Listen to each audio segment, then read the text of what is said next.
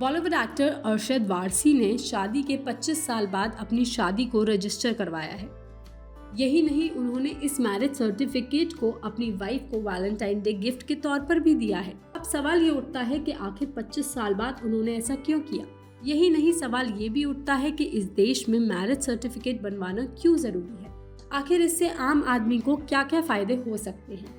तो चलिए इस बारे में आपसे विस्तार से बात करते हैं। दुनिया में सबसे ज्यादा शादियां भारत में होती हैं। देश में हर साल 1 करोड़ शादियां होती हैं, लेकिन 2019 और 22 के डेटा को देखें तो केवल 83,000 शादियां ही रजिस्टर हुई हैं, क्योंकि भारत में मैरिज सर्टिफिकेट अनिवार्य नहीं है और बिना मैरिज सर्टिफिकेट के भी यहाँ की शादियां मान्य हैं। हाँ, ये बात सही है, लेकिन अगर आपके पास मैरिज सर्टिफिकेट नहीं है तो आपको कई सारी सरकारी सुविधाओं का लाभ नहीं मिलता है।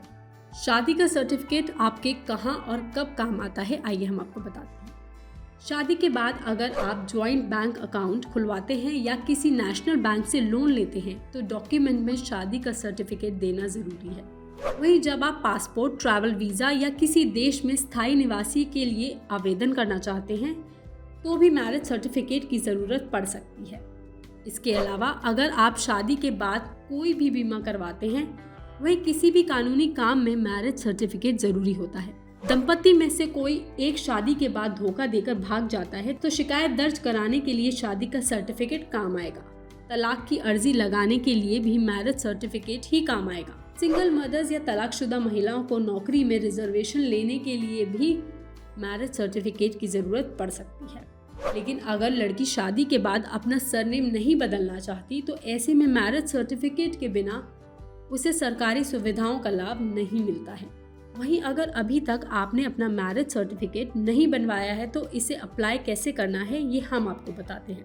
कोरोना के बाद से शादी के रजिस्ट्रेशन की सुविधा ऑनलाइन कर दी गई है, जिसमें आपको मैरिज सर्टिफिकेट फॉर्म के साथ साथ कुछ जरूरी डॉक्यूमेंट्स को अपलोड करना होगा और आपको आपका सर्टिफिकेट मिल जाएगा। पति पत्नी का बर्थ सर्टिफिकेट या कक्षा 10वीं का पासिंग सर्टिफिकेट देना होगा।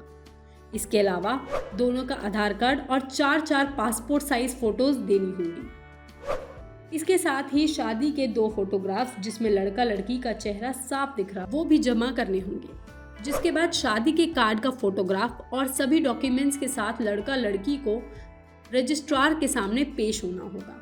वहीं जिन गाँव में इसकी सुविधा उपलब्ध नहीं है, वहाँ शादी के सर्टिफिकेट के लिए दंपत्ति को ग्राम अधिकारी के कार्यालय में संपर्क करना होगा। वैसे तो शादी होने के 30 दिन के अंदर मैरिज सर्टिफिकेट बनवा लेना चाहिए, लेकिन अगर आपने ऐसा नहीं किया है तो 5 साल तक अतिरिक्त फीस देकर भी सर्टिफिकेट बनवा सकते हैं।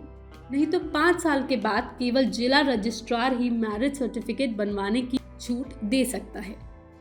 इसके अलावा अगर भारत के अलावा दूसरे देशों की बात करें तो अमेरिका एक ऐसा देश है जहां मैरिज को रजिस्टर करना अनिवार्य है।